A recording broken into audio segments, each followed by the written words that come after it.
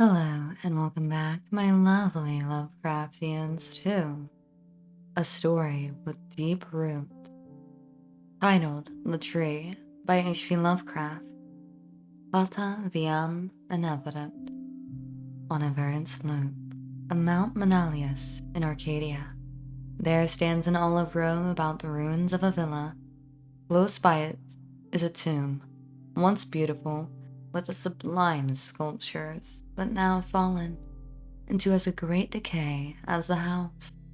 At one end of that tomb, its curious roots displacing the time-stained blocks of pentacle marble, grows, and a naturally large olive tree of oddly repellent shape, though like to some a grotesque man or a death-distorted body of a man, that the country folk fear to pass it at night when the moon shines faintly through the crooked boughs. Mount Manalius is a chosen haunt of dreaded Pan, whose queer companions are many, and simple swains believe that the tree must have some hideous kinship to these weird Panaski. But an old beekeeper who lives in the neighboring cottage told me a different story. Many years ago, when the hillside villas was new and resplendent, there dwelt within it the two sculptors, Halos and Musides. From Lydia to Neapolis, the beauty of their work was praised, and none dared say that the one excelled the others in skill. The herms of Kalos stood in a marble shrine in Corinth, and the palace of Musides surmounted a pillar in Athens near the Parthenon. All men paid homage to Calus and Musides, and marveled that no shadow of artistic jealousy cooled the warmth of their brotherly friendship. But lo Calus and Musides dwelt in unbroken harmony. Their natures were not alike. While Musides reveled by night amidst the urban gaieties of Tigay, Pallas would remain at home, stealing away from the sight of his house servants into the cool recesses of an olive grove. There he would meditate upon the visions that filled his very mind, and there devise the forms of beauty which later became immortal and breathing marble. Idle folk indeed said that Callus conversed with the spirits of a grove, and that his statues were but images of the fauns and dryads he met there, for he patterned his work after no living models whatsoever. So famous were Kalos and Musides that none wondered when the tyrant of Sucurius sent them deputies to speak of the costly statue of Taik, which he had planned for his city. Of great size and cunning workmanship must the statue be, for it was to form a wonder of nations and a goal of travelers. Exalted beyond thought would be he whose work would gain such acceptance. And for this honor, Halos and Musides were invited to compete. Their brotherly love was well known, and the crafty tyrant permished that each, instead of concealing his work from the other, would offer aid and advice, this charity producing two images of unheard of beauty, the lovelier of which would eclipse even the dreams of poets themselves. With joy, the sculptors hailed the tyrant's offer, so that in the days that followed, their house workers heard the ceaseless blows of chisels. Not from each other did Caliph and Musides conceal their work, for the sight was for them alone. Save in theirs, no eye beheld the two divine figures, released by skillful blows from the rough blocks that had imprisoned them since the world began. At night, as of yore, Musides sought the banquet halls of Tigui, while Kalos wandered alone in the olive grove. But as time passed, men observed a want of gaiety in the once sparkling Musides. It was strange, they said amongst themselves, that depression should thus seize one with so great a chance to win art's loftiest reward. Many months passed, yet in their sour face of Musaids came nothing of the sharp expectancy which the situation should arouse. Then, one faithful day, Musaids spoke from the illness of Kalos, after which none marveled again at his sadness, since the sculptor's attachment was known to be deep and sacred. Subsequently, many went to visit Kalos, and indeed noticed the parlor of his face.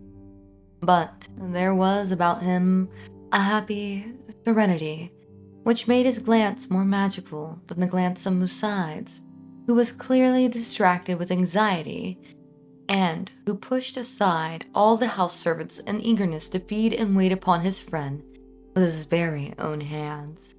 Hidden behind heavy curtains stood the two unfinished figures of Taik, little touched of late by the sick man and his faithful attendant.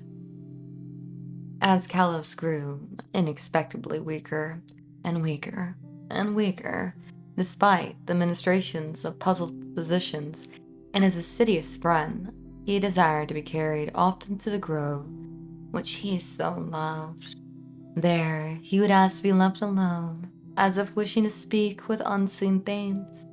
Besides, ever granted his request, though his eyes filled with visible tears at the thought that Kalos should care more for the fawn and the dryads than for him.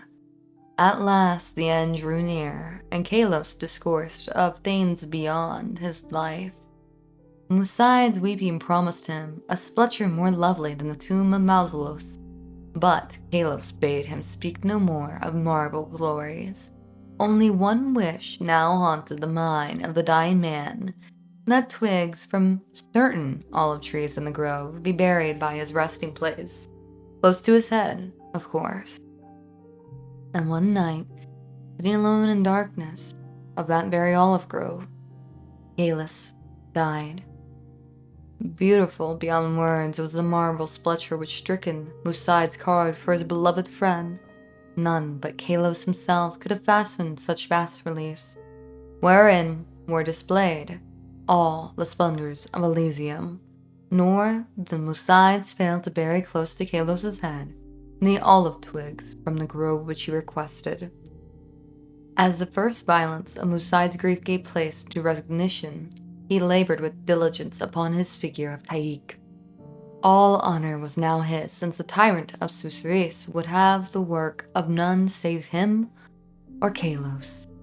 His task proved a vent for his emotions, and he toiled more steadily each day, shunning the gaieties he had once relished. Meanwhile, his evenings were spent beside the tomb of his dear friend, where a young olive tree had sprung up near the sleeper's head.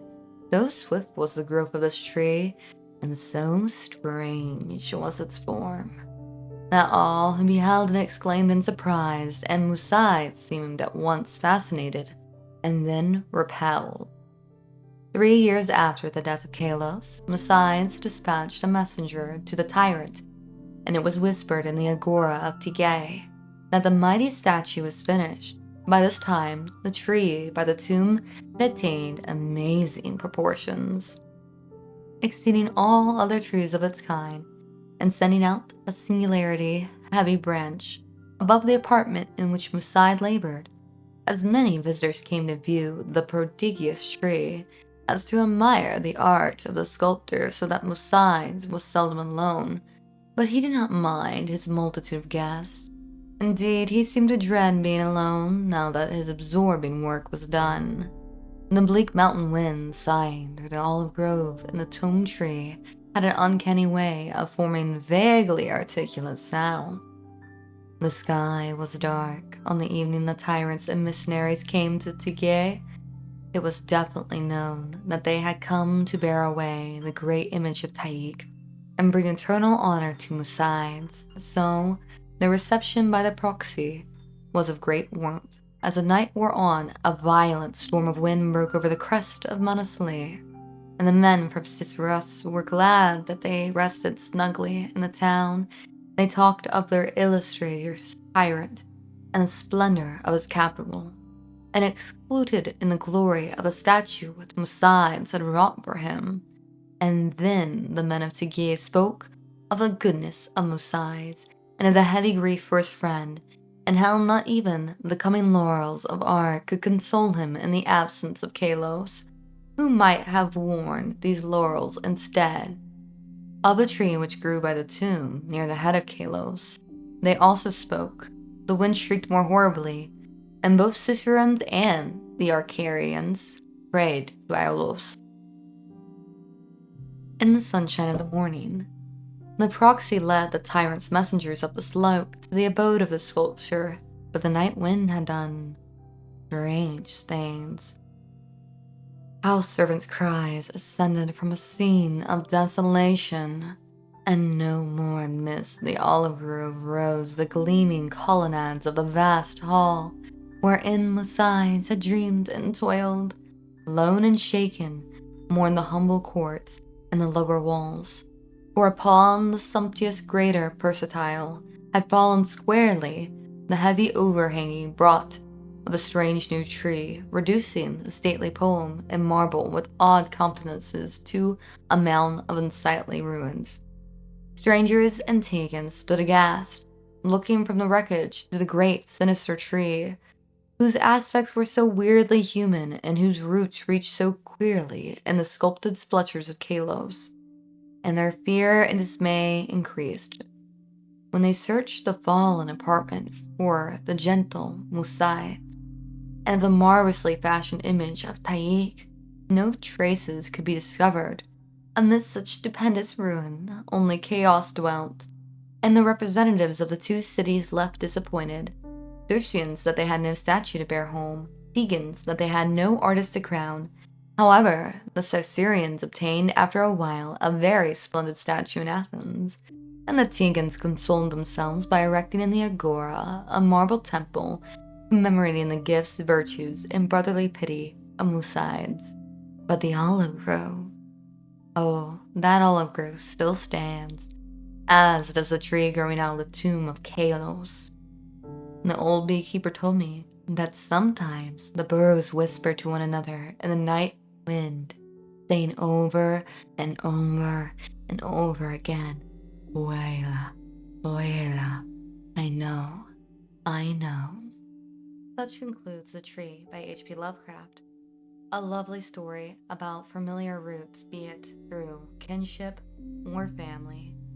This story really captures how an artist's mind can be led into madness in different ways, one torn by grief and the other by their own insanity, thinking that the grove was alive and speaking to them. A lot of artists are troubled souls, maybe even an artist that you know today. Who knows what could be going on in the cosmic workings of others' minds? For me personally, this story was a great example of man versus man and man versus nature, with themes that were dark in concept, but almost as historically accurate as an artist writing their own scripture back in the day. An autobiography could have done the same, but instead we had a cosmic twist that derailed the story and made things more interesting. So, my lovely Lovecraftians, what did you take away from the story? And when you look at an olive grove, will you look at it the same? Are the woods just twisted obsceneries in our mind? Will we ever achieve our dreams? Or are they living amongst us in this very moment? Please comment below your thoughts, theories, and concerns for the otherworldly. And until next time, bye-bye.